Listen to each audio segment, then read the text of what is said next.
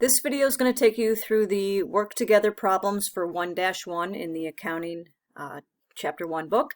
First, I'd like to show you I'm in Google Classroom under the classwork tab in the chapter 1 information. We have the notes, the PowerPoints, and a sample net worth statement and some transactions. So first of all, the chapter notes are in your packet that I provided for you, but they're also here online. So the chapter 1 notes, anything that's important and that we're going to be talking about are in these notes. So the first page talks about our chart of accounts. We have the assets, liabilities, owner's equity, revenue, which is sales, and expenses for a business. So we'll go over a lot of this in detail.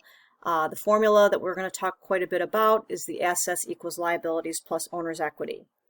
Scrolling down, there's a lot of different terms and definitions that you're going to need to know. And 1-1 is going to focus on a personal net worth statement. So we'll talk about this again in detail, but just so you know, a positive net worth means that you own more than you owe, so you have more assets than you do liabilities. And a negative net worth means that you owe more than you own, meaning that you're in debt. So that's what we're going to really be focusing on. I'm going to go into then the PowerPoints, and it's broken into 3 sections, 1-1, 1-2, and 1-3. So this is just going to focus on the 1-1. So this is just a PowerPoint. A lot of the things that are in the notes are in here as well, like the definitions and so forth. But the net worth statement right here, the definition, it allows a person extending a loan to see if the financial position of the borrower on a specific date. So they want to kind of see where you're at, if you're in a lot of debt or if you are not in a lot of debt. So this is what the personal net worth statement will look like. So we have a person's name, we have a title called net worth statement, and we have a date and time. We have the assets section at the top. So this is anything that you own. It could include money like a savings account, anything of value. And then you add those up to get your total assets. And then liabilities means what you owe to others. So you could owe money to your parents, owe money to an electric company, electronics, whatever. Add those up, your total liabilities. You take your assets, you subtract your liabilities, and this is your net worth. So this is what we're going to be doing next. So now I have our online textbook and workbook open. It is called the Applia program. And I've opened up 1-1 work together, and that always has some directions here, and then it has something for you to do on as we go through this. So the directions here says Megan Finder is a recent college graduate and applying for her first credit card. The creditor has asked for a personal net worth statement. Megan owns a scooter worth $2,000 and has an $800 in her checking account. She owes JC Auto $920 and River College $125. Complete a net worth statement for Megan Finder.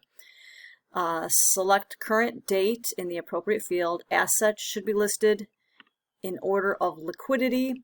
So cash should be the first one listed. And liquidity means how quickly you can get to the asset. Cash you have right there in your checking account, that's easy to get to.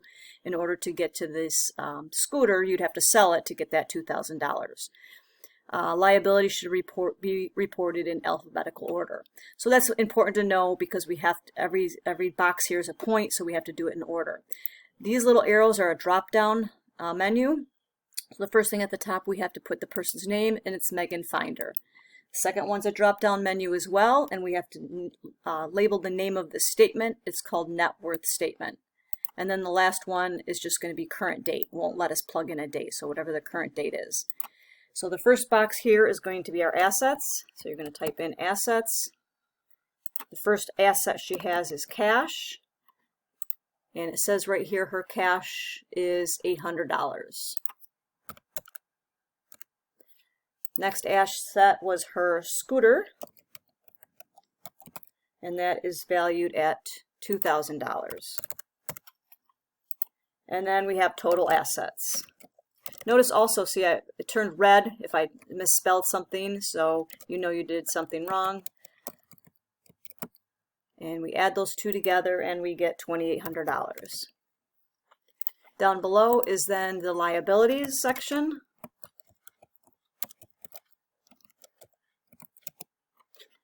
Sometimes you have to just spell check it. Her first liability in order of alphabetical order was JC Auto, and that was $920. Our second one was River College,